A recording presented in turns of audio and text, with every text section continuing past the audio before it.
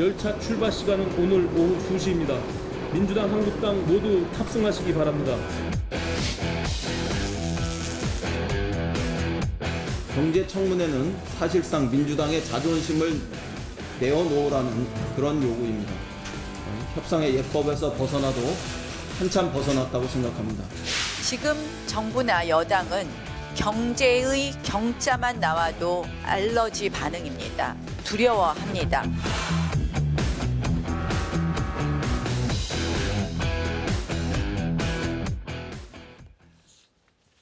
협상 조건 중에 자유한국당이 요구하는 경제청문회, 이거 열어주면 되지 않는가라고 의견 갖고 계시는 정치구단 박지원 의원 자리했습니다. 어서 오십시오. 네, 안녕하세요. 먼저 윤석열 서울중앙지검장이 차기 검찰총장으로 지명됐어요. 예상하셨습니까? 네, 오늘 아침 KBS 라디오에서도 저는 윤석열 서울중앙지검장이 될 것이다. 될 것 같다. 쭉 네. 예상해왔잖아요. 네. 문재인 대통령으로서 개혁, 적폐청산을 계속하기 위해서 선택하지 않을 수 없는 카드였다. 저는 그렇게 긍정적으로 봅니다. 긍정적으로 본다. 네, 그렇습니다. 네. 긍정적으로 본다는 게 시킬 사람 시켰다 이렇게 보시는 겁니까? 물론 그런 점도 있지만은 어떻게 됐든 촛불혁명의 사물로 태어난 문재인 대통령으로서는 개혁을 지속시키지 않을 수 없을 것입니다. 지금 현재 검찰개혁, 검경수사권 조정 등이 국회가 막혔든 검경 사이에 갈등이 있었건 지금 진척되고 있는 건 사실 아닙니까? 그렇기 때문에 문재인 대통령으로서는 이걸 믿고 추진할 수 있는 검찰총장 후보를 선택할 수밖에 없었다. 저는 그런 면에서 긍정적으로 봅니다. 네, 알겠습니다.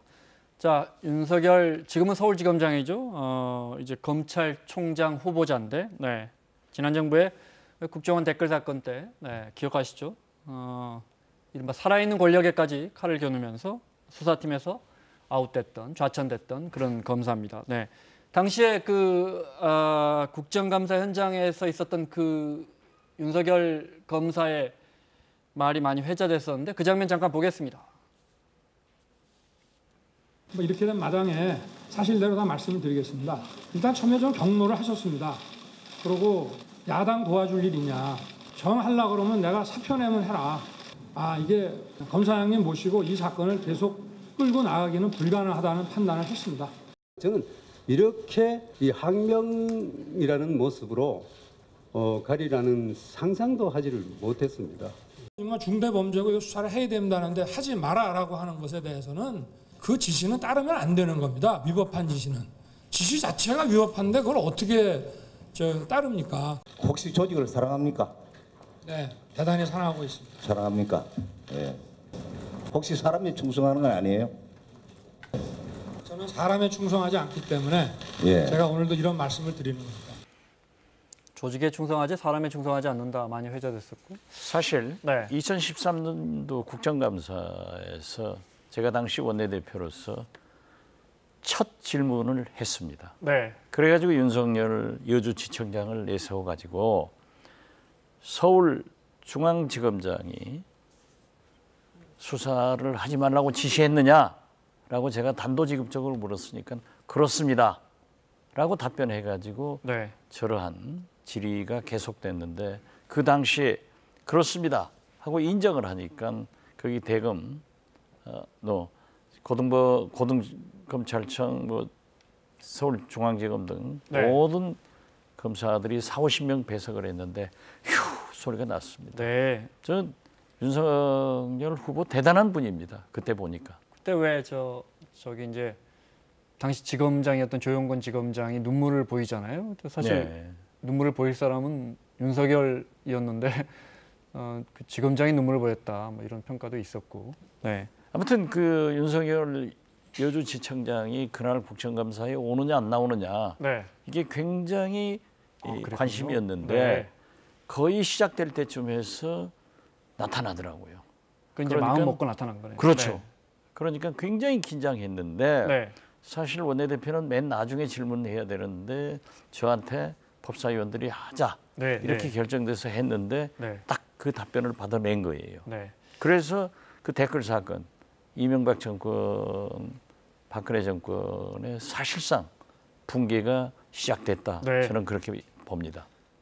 왜냐하면 그 정권이 탄생하는 대선에서 국정원이 댓글을 조작했다는 수사가 외압에 의해서 멈춰섰다는 것을 담당 팀장이 증언했기 때문에 그 자리에서. 그렇습니다. 네. 그 자리에서 자기 직속 상관인 서울 검사장이 네. 앉아 있는데 네. 그대로 사실을 인정하니까 끝난 거죠. 네. 수사권 가지고 보복하면 그게 깡패지 검사냐 뭐 이런 말도 기억이 나고요. 네. 그래서 당시에 윤석열 당시 이제 사건 그 국정원 댓글 사건의 팀장이었죠.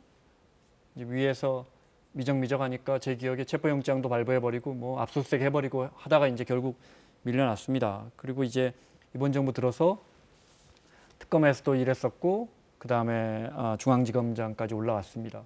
아시다시피 더 잘 아시겠지만 지검장, 고검장이 아니고 지검장급에서는 검찰총장 후보가 된 사람도 없더군요. 네. 저도 그렇게 알고 있습니다. 12년간 네. 법사위원을 했지만은 사실 여주지청장에서 그러한 발언을 인정하고 네. 대구 고검 검사로 좌천됐다가 또 저희가 가서 보니까는 대전 고검 검사로 좌천됐다가 네. 서울중앙지검장으로 검사장 승진하면서 고검장 자리인데 검사장 자리로 하향 조정해가지고 윤석열 지검장이 그때 직제 개편을 한 거고요. 그렇죠. 네. 그때도 대단한 발탁 인사였다 했는데 이번에도 이제 제가 알고 있기로는 처음으로 네. 지검장에서 고검장을 거치지 않고 검찰총장이 된 것은 그만큼 아직 뭐 청문회는 거쳐야 되지만 그렇죠. 네. 문재인 대통령으로서는 본인의 그 수사 능력과 개혁 능력을 높이 평가한 것이다. 네. 그렇지만 우리로서 저도 법사위원으로서 인사청문회는 강하게 해서 자질과 도덕성 검사를 할 겁니다. 네. 코드 인사는 아닙니까? 글쎄요, 저는 그렇게 보지는 않습니다. 네. 왜냐하면은 제가 말씀드렸지만은 그 중앙지검장이 수사를 하지 못하도록 방해했다 하는 답변을 제가 맨 먼저 받아냈고 거기 그 답변으로 인해서 몇 년간 좌천을 해서 참 귀양살이를 할 때도 저는 굉장히 애정을 가지고 봤었는데 중앙지검장으로 발탁돼서 그 난관을 극복하고 적폐청산 등 그 수사를 하는 걸 보면은 네. 본인이 얘기한 대로 조직에 충성을 하지 사람한테 충성하지 않는 사람이다. 네. 그렇게 생각합니다. 윤석열은 검찰총장이 돼도 설사 예컨대 문재인 대통령에게 이렇게 사람에게 충성할 사람은 아니다 이 말씀이죠. 저는 그렇게 해야 그렇게 성공하죠. 믿는다 이 말씀이죠. 예. 네. 만약에 그렇게 해야 사람에 성공한다. 충성하는 네. 그런 검찰총장이 되면은 물론 청문회 통과돼야겠지만은 네. 역사적으로 비난받아 마땅하죠. 네. 오랫동안 법사위에 계셨으니까 윤석열 검찰총장 후보자가 23기, 연손 23기, 지금 검찰총장 문무일 총장이 18기, 5기수나 내려갔습니다. 네. 보통 관행이라면 이제 그 윗기수는 다 옷을 벗거나 검찰 나가야 하는데 아까 제가 신문을 좀 찾아봤더니 검사장급만 한 20명 넘는답니다. 윤석열 검사보다 더 선배 검사들이. 더 선배 검사들이 검사장급이 이건 어떻게 21명이고 21명. 네. 대개 검찰총장이 되면은 동기생들을 또 나가줍니다. 네. 그렇게 되면은 31명으로 알고 있는데 이제 검찰 문화도 동기생이 또는 후배가 검찰총장 된다고 해서 옷 벗고 나가는 네. 그러한 것은 검찰의 관행이었지만은 우리가 한번 생각해 볼 만한 문제다. 네. 저는 그렇게 생각합니다. 네. 일각에서는 기수는 어리지만 또 윤석열 후보자가 나이가 많아서 네. 뭐 다 나갈 필요는 있겠느냐 말씀하신 것처럼 네. 지켜보겠습니다. 어떻게 되는지 검찰 인사가. 공교롭게 그때 항명 국정원 댓글 수사하면서 이른바 앞서 봤던 항명 파동을 할 때 법무부 장관이 야당 대표입니다 지금. 네. 그렇습니다. 어떻게 공교롭게 각이 서게 됐네요. 네. 네. 이 청와대 오늘 검찰총장 후보자 지명은 화합이나 소통보다는 아직 미완의 적폐청산에 방점을 둔 거다. 이렇게 봐도 되겠습니까? 아니면 지나친 이분법입니까? 플러스해서 네. 개혁에 더 큰 방점을 두었다. 개혁에, 네. 이렇게 봅니다. 알겠습니다. 자, 국회 정상화 좀 여쭤보겠습니다. 역대급 침대 축구라는 말 인정하십니까? 예, 그렇습니다. 네. 이건 말도 아니죠. 먼저 여야 원내대표 입장 먼저 들어보고 말씀 나누겠습니다. 상임위별로 논의가 분산되면 종합적인 토론이 어려우니 모두 모여서 A부터 Z까지 조합 검진 한번 해보자는 것이 저의 경제청문회 제안입니다. 이 청문회라는 말이 좀 부담스러우면 형식에 얽매이지 말자라는 제안도 해봅니다. 그러나 지금 정부나 여당은 경제의 경자만 나와도 알러지 반응입니다. 두려워합니다. 국가 부채 논쟁을 하고 싶으면 해당 상임위에서 대정부 질문에서 그리고 예결위에서 자유한국당이 하고 싶은 질의를 하면 됩니다. 365일 국회 문을 열고 민생과 경기 침체에 대한 대응 전략을 몰두해도 모자랄 판에 정쟁의 판을 구조적으로 보장하라는 자유한국당의 요구를 우리는 수용할 수 없습니다. 오늘 하루의 기적을 기다리겠습니다. 잘게 대답하지 마시고 통 크게 결단하고 조건 없이 국회에 복귀하실 것을 촉구합니다. 우리 국민들의 요구는 폭발 직전입니다. 자, 아시겠지만 바른미래당 오신환 원내대표가 왔다 갔다 하면서 어떻게든 해보려고 했는데 주말까지 시한은 이제 지났고요. 오후 2시까지였었는데 지났습니다. 지금 4시 11분이니까 바른미래당도 아마 잠시 후라도 어쩌면 지금이라도 단독 국회 소집 요구서를 낼 것 같습니다. 민주당도요. 이렇게 되면 이제 단독 국회로 가는 것 같고 자유한국당은 의총 열어서 이런저런 이야기하다가 결국 패스트트랙 지정법안 철회, 그다음에 이 경제청문회, 네, 이거 안 되면은 우리는 국회 들어가는 일 없다 재확인했습니다. 먼저 경제청문회 제가 기사 보니까 의원님은 이런 건 좀 받아줄 수도 있지 않느냐 이런 입장이시더라고요. 저는 받아줘야 된다고 생각합니다. 네. 그리고 동시에 처리하자 이겁니다. 추경하고. 예, 경제청문회는 경제청문회대로 하고 추경은 추경대로 동시 병행 추진하는 것이 좋다라고 하는데 지금 거듭 말씀드리지만은 황교안 대표는 국회를 안 들어오려고 하고 나경원 대표는 제가 개인적으로 물어보니까 국회를 빨리 하자는 거예요. 네. 그런데 황교안 대표가 착각하고 있는 거예요. 다음 대통령 후보는 문재인 대통령 아닙니다. 문재인 대통령하고 각을 세우면요 반드시 실패해요. 잘못한 거 지적하고 또 국회 열어서 정당한 것은 싸우고 협력할 것은 협력해야 된다. 그런데 지금 보면은 오신환 대표가 아주 잘하고 있어요. 네. 요즘 국회... 단독 기록이라도 반드시 해야죠. 이 이상 끌려다닐 수는 없는 거 아닙니까? 네. 그런데 경제청문회는 추경하고 같이 받아줄 수도 있는 거다 이렇게 그렇습니다. 네. 여당도 저렇게 자기들 네. 고집대로 마음대로 끌고 가려고 하면은 야당이 따라오지 않으면 국회가 정상화되지 않습니다. 네. 설령 단독 국회를 소집한다고 하더라도 본회의는 열 수 있겠죠. 그렇지만은 네. 상임위원회는 한국당이 위원장인 곳은 열 수도 없고 또 예결위 구성이 안 됐기 때문에 할 수도 없고 추경도 안 되는 거예요. 그렇기 절대 안 때문에 되죠. 자유한국당이 그렇죠. 예, 도와주지 저는 않으면요. 지금 저렇게 국회라고 하는 것은 결국 협상과 타협의 산물이거든요. 네. 그래서 병행 처리를 하면 된다 이렇게 봅니다. 자유한국당 안 들어가면 국회 열어서 네 개 정당이 국회 열어도 추경은 안 되는 걸 아니까 또 자유한국당이 이렇게 강경하게 나오는 거 아닌가? 그렇죠. 그렇지만은 자유한국당이 저렇게 한없이 국회를 붙들고 지금 민생은 뭐 대북 문제는 뭐 적폐청산은 자기들이 주장하는 것을 밖에서 돌아다니면서 아무리 얘기해도 정부가 답변 안 합니다. 네. 국회에서 물었을 때 답변을 할 수 있기 때문에 국회로 돌아와야 된다. 그러려면은 집권 여당인 민주당도 어느 정도 한국당한테 숨통을 열어줘야 되지 않느냐. 네. 그런 의미에서 저는 얘기를 한 거지 근본적으로 한국당이 지금 현재 너무 오래 잘못하고 있다. 이것만은 분명합니다.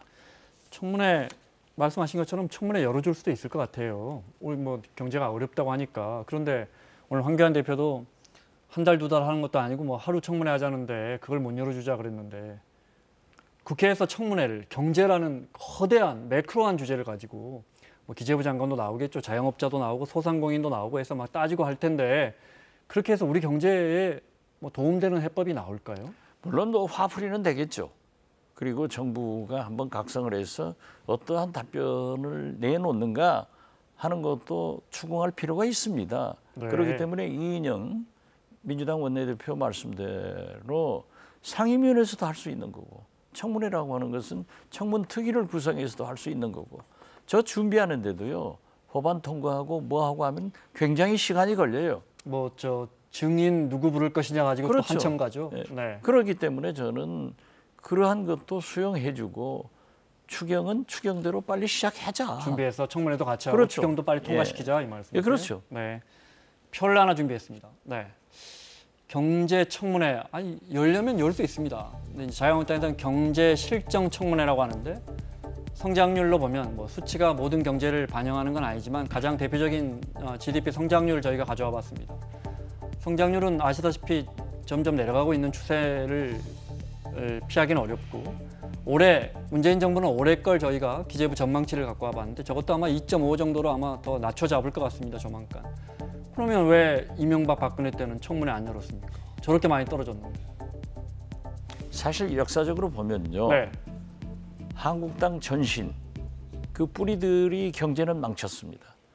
IMF 외환위기를 어떤 정권에서 일으켰습니까? 네. 그리고 그리고 민주당 정권에 뿌리를 둔 정권들이 경제는 살려냈습니다. 물론 최근에 와서 경제 성장도 2.7% 잡았지만은 지금 현재는 뭐 2.6, 어려울 2.4, 것 같습니다. 네. 2%까지 내려간다. 그렇기 때문에 2% 초반까지 갈 것 같습니다. 예, 네. 이번에 IMF에서 추경도 권한 겁니다. 저 경제 성장률을 지탱하기 위해서는 유지하기 위해서는 최소한 9조의 추경을 편성해야 된다라고 했는데 정부에서 6조 4천억으로 잡았다고 하면은 저거 해줘야 되는 거예요. 그러니까 국민들이 아우성을 치니까 지금 오히려 그 책임이 한국당으로 돌아가고 있어요. 경제가 진짜 어려워져서 뭐 하방 경직성이 커진다 이런 말도 청와대에서 나왔었는데 경제가 진짜 어려워지면 말씀하신 것처럼 민주당 쪽에서는 그때 왜 추경도 통과 안 시켜주고 방해만 해서 이렇게 된 거 아니냐 또 이렇게 지금 현장에 가면 그런 얘기 나와요. 왜 한국당이 국회를 정상화해서 따질 것 따지고 네. 경제를 살리는데 나서야지 나쁘다 나쁘다 하면서 자기들이 더 나쁘게 방해하느냐 이걸 들어야 돼요. 네, 알겠습니다. 자유한국당이 아마 이렇게 어물쩡하게 국회문을 열어줄 수는 없다 마음을 단단히 먹은 것 같은데 앞서 윤석열 검찰총장 인사청문회 할 거 아니에요? 그렇죠. 국세청장 네, 인사청문회 해야죠. 이미 지명이 돼 있죠. 국세청장 후보자도. 근데 이제 인사청문회 안 하면요. 자유한국당 안 들어오고 열릴 수도 있습니까?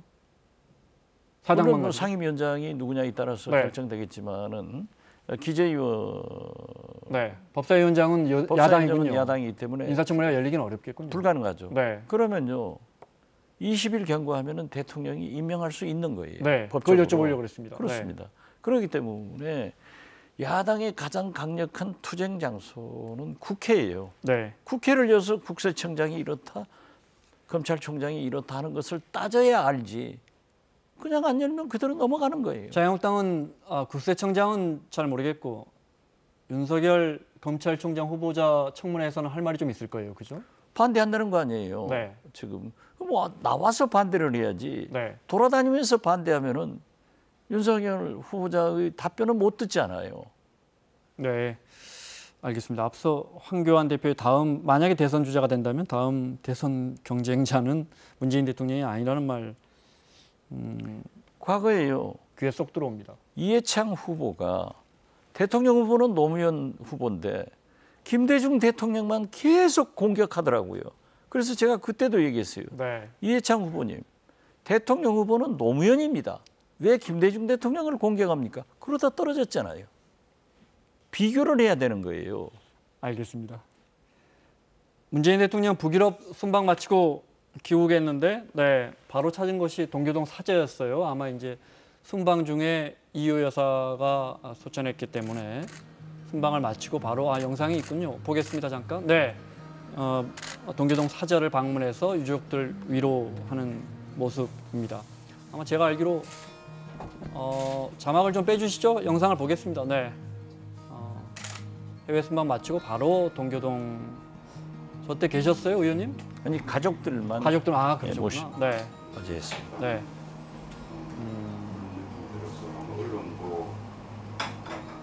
만약에 김대중 대통령이 지금 집권하고 있다면 이런 국회가 이렇게 어려운 상황에서 예를 들자면 어떤 해법을 내놓으실까요? 좀 양보하라고 그럴 겁니다. 양보해라. 예. 예컨대 청문회 받아라. 예, 받고 문 열자. 같이 동시에 하는 것이 좋다. 네. 이렇게 오래가지는 않았을 겁니다. 네. 어떻게 됐든 네. 야당한테 명분을 줘야 돼요. 모든 것을 다 독식하면 안 됩니다. 그래서 정부 여당은 실리를 택하는 것이 좋으니까 야당한테 좀 숨쉴 구멍을 줘야죠. 네. DJ 측 해법이라면 이런 경우에도 이렇게 자유한국당이 거친 언사로 매일같이 비난해도 DJ라면 황교안 대표에게 전화합니까? 저는 제가 비서실장이고 네. 청와대 모시고 있으면서는 하시도록 전화 건의를 하겠습니다. 네, 알겠습니다. 이호 여사 관련된 영상을 잠깐 봤으니까 그때 왜 저 김여정 부부장이 저 조전하고 화한 조화 갖고 저기 판문점 왔을 때 같이 가셨잖아요. 예. 잠깐 만남이었지만 뭐 들으신 건 없으십니까? 제가 얘기를 했습니다. 네.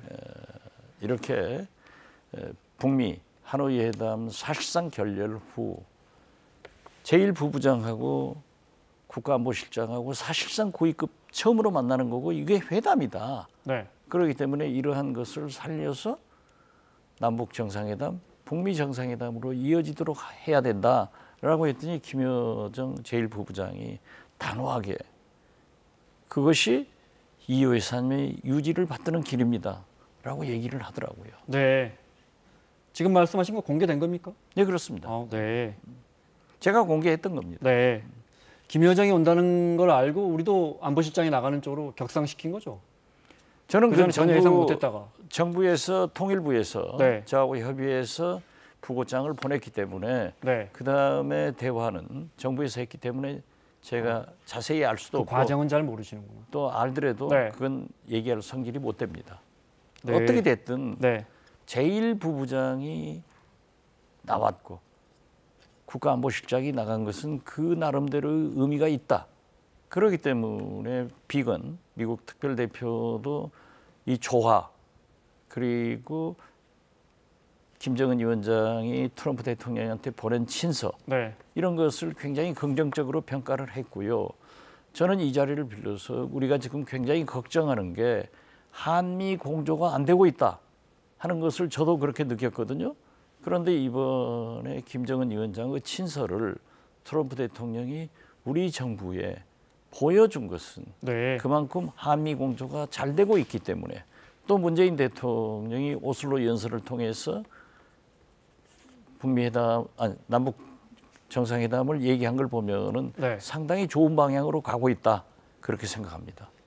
친서에 그 백악관이 김정은이 보낸 친서를 우리 정부에 우리 청와대에 보여줬고 문재인 대통령이 그걸 보고 기자들이 자꾸 물어봤는데 흥미로운 내용이 있다 그랬어요. 예. 뭐라고 짐작하십니까? 흥미로운 내용. 글쎄요, 뭐 제가 대통령께서 하신 말씀을 그 내용을 모르기 때문에 맥락은 누구보다 잘 아시잖아요. 민감한 문제이지만은 네. 어떻게 됐든 제가 볼 때는 또 이 트럼프 대통령도 높이 평가했잖아요. 그렇기 때문에 김정은 위원장도 북미 간의 대화할 용의가 있다는 것을 암시했지 않는가 그렇게 네. 해석합니다. 알겠습니다. 그리고 지금 네. 문재인 대통령이 그 평창 동계올림픽 때도 기차에서 미국 MBC 기자하고 인터뷰를 하면서 한미 군사훈련 중단을 요구하겠다라고 했을 때 우리 언론에서 난리가 났어요. 네. 그런데 저는 그때 그랬습니다.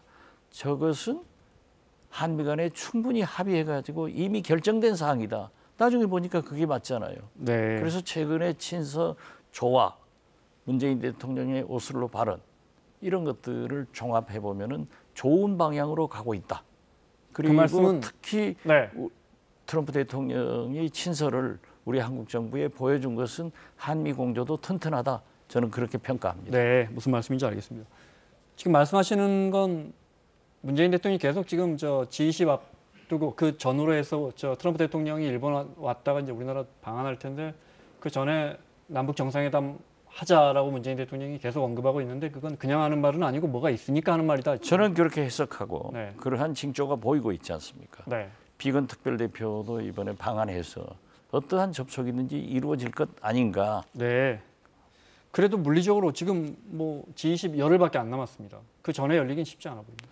그러나 지금 현재 남북 관계는 네. 두 정상이 원체 신뢰가 높기 때문에 원포인트 정상회담은 어떤 의전 절차 없이 바로 할 수 있기 그때도 때문에 그냥 정적적으로 토요일이었던가요? 그렇죠. 네. 가능합니다. 남북 정상회담은 G20 그러니까 트럼프 대통령 방한까지 열흘 조금 더 남았는데 그 전에 얼마든지 가능하다 이렇게 생각하십니까? 저는 그렇게 봅니다. 지금 남북 네. 관계가 또 남북 정상들이 그 정도의 신뢰는 가지고 있지 않느냐 네. 그렇게 봅니다. 일각에서는 뭐 말하기 좋아하는 사람들이 트럼프 대통령 오면 판문점에서 3명이 이렇게 남북미가 만나는 이런 이야기까지도 나오던데 중요한 건 만나는 게 아니고 협상이 얼마나 진전되느냐입니다. 만나야 진전이 되죠. 지금은 만나지도 못하고 있는 거 아니에요. 그렇지만은 거듭 이 여사님이 서거 후에 김여정 제1부부장과 국가안보실장이 만난 것. 네. 그 자체가 의미가 있기 때문에 나는 그 자리에서 그랬어요. 손을 하면서 제1부부장과 국가안보실장이 만난 게 고위급 회담이다. 네. 알겠습니다. 자, 남북 정상회담 이달이라도 열릴 수 있다 이렇게 전망 아직 늦지 않았다 이렇게 전망해 주셨는데 마무리하겠습니다. 저희가 돌발 퀴즈 하나 준비했습니다. 잠깐 보겠습니다. 네. 질문지 없을 겁니다. 자, 만약 일어난다면 어떤 일이 가장 먼저 일어날까요? 1. 추경 통과. 2. 남북 정상회담. 방금 말씀하셨지만 곧 일어날 수도 있다. 3. 자유한국당이 요구하는 경제청문회. 4. 박 전 대통령의 대한애국당 입당. 현실적으로 가장 먼저 우리가 만나게 될 일은 어떤 겁니까? 추경 통과가 맨 먼저 되고 네. 바라기는 남북 정상회담이 열흘 내로 됐으면 좋겠습니다. 네. 알겠습니다. 추경 통과가 먼저 되고. 자, 정치구단 박지원 의원과 함께했습니다. 다음 주에 뵙겠습니다. 네, 감사합니다.